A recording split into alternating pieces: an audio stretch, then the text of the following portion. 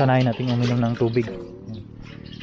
Kuhaan ko lang sila ng tubig kasi dun sila sa labas. May papasukin ko na. Ganda sa kambing yung sanay siya uminom ng tubig or malakas siyang uminom ng tubig. Ito pagkapasok na may inom naman niya sila.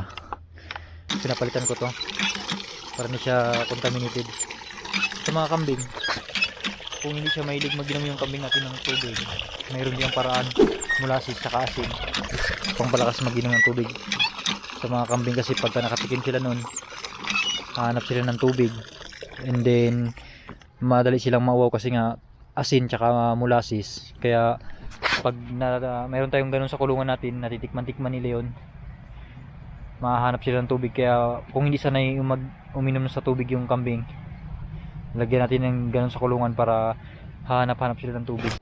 Ito, mga sa sunod na araw, wala na kasing laman to.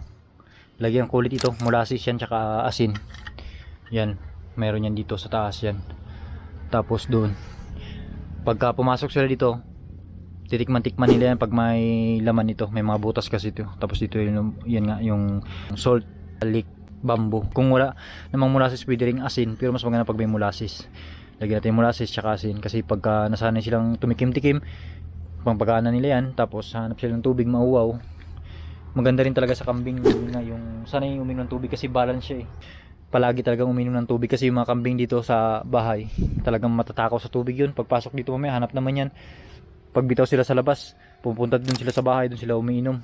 Minsan pupasok dito, tapos yung mahanap dito, ginatikim-tikim nila ito ngayon. Hindi ko walang laman yan pero lalagyan ko yan mga susunod na araw. Ayun, pagpasok hanap agad sila ng tubig. Oh. So, yung iba sa taas. Tapos to. Ayan, kahit yung maliliit. Hanap agad yan. Malakas sila sa tubig. Ayan. Kaya yun, sanayin natin uminom ng tubig para maging matakaw sila sa tubig. Lagyan natin ng ganito. Yung bamboo, tapos yung may molasses saka asin.